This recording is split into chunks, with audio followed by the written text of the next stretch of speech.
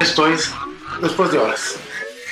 El concepto es bastante interesante porque he estado trabajando o colaborando más bien con un investigador en mecánica de fluidos que ha estado trabajando con el Laboratorio Nacional de Restauración porque habían estado analizando una serie de piezas y especialmente de Siqueiros y luego analizaron unas de Pollock y unas de Remedios Varo, etcétera, etcétera, en donde los artistas, digamos que a través de ciertas libertades con los materiales empezaron a experimentar. Entonces a partir de ahí empecé a aplicar lo que es mecánica de fluidos en mi trabajo personal y digamos que consiste en manejar diferencias de viscosidad, de densidad, para ver cómo los fluidos interaccionan entre sí. Son técnicas que de alguna manera se aplican mucho en la abstracción o en cierto tipo de abstracción, relacionadas sobre todo con el expresionismo. Y yo en este caso la estoy aplicando a la figuración, con la idea de generar, por un lado, una ambigüedad entre qué es, por un lado, figuración, abstracción, cómo funcionan cómo funcionan físicamente o mecánicamente los líquidos y los fluidos en los lienzos y en el papel. Y bueno, el resultado fue esta exposición. El concepto de criticalidad viene también de la física, es algo que tiene que ver con esa idea de masa crítica y que desencadena reacciones en cadena, pero se aplica, digamos que el ejemplo típico es una avalancha en donde un grano de arena de más produce lo que le llaman una criticalidad autoorganizada.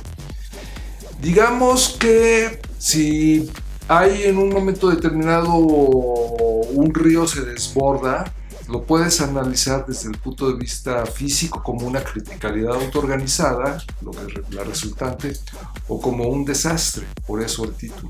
Lo que hacen los físicos con esto es tratar de explicar fenómenos muy caóticos, fenómenos aleatorios, y lo que hacen es analizarlo, bueno, con ecuaciones, etcétera, etcétera, y para ver su comportamiento. Mucho de lo que llamamos nosotros popularmente caos o desastres, pues siguen un cierto orden. Digamos que al mismo tiempo muchos conceptos y técnicas de trabajar con los medios que provienen del surrealismo, como es el dibujo automático, como es el accidente controlado, etcétera, etcétera, pues están aplicados en estas series, porque son varias, empleando también la mecánica de fluidos. Pero yo creo que ahorita, en términos del arte contemporáneo, el arte cada vez está volviendo tiene un carácter más experimental cada vez, ¿no? Eso te lleva a innovar, a buscar, a arriesgarte, a salirte, digamos, de los cánones establecidos, a probar cosas nuevas, también a tratar o incorporar principios que provienen de otras disciplinas, y bueno, eso es un poco lo que he estado haciendo últimamente.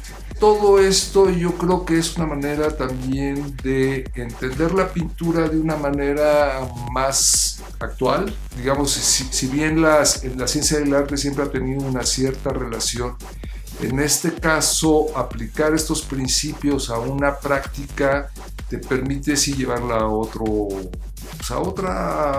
otra dirección, ¿no? Lo que hago en estas series es dejar en buena medida que el material fluya por sí mismo. Hay como una pérdida del control, o sea, uno de alguna u otra manera haces, pero al mismo tiempo sabes que va a haber un accidente, sabes que esto va a tener un alto grado de imprevisibilidad. Es difícil, uno siempre trata de controlar lo que hace. Creo que en ese sentido fue por un lado también liberador.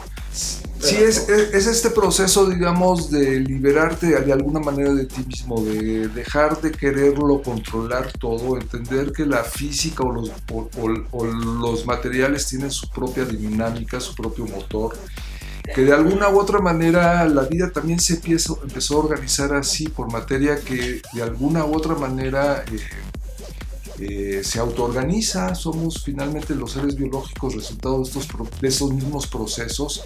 Algo que me sorprende mucho es que a la gente, hay algo que te llama intuitivamente en estos procesos. O sea, tú ves una mancha que corre, que se mezcló así, en donde incluso se dividieron los pigmentos por efectos de cromatografía, de tensión superficial, de diferencias de viscosidad.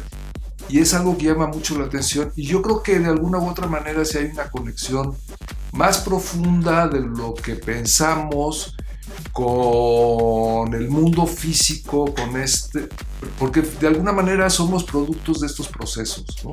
Hay, digamos, una interpretación que la ciencia puede hacer del arte muy distinta a la que hace, por ejemplo, la teoría crítica o el psicoanálisis o otras escuelas de interpretación.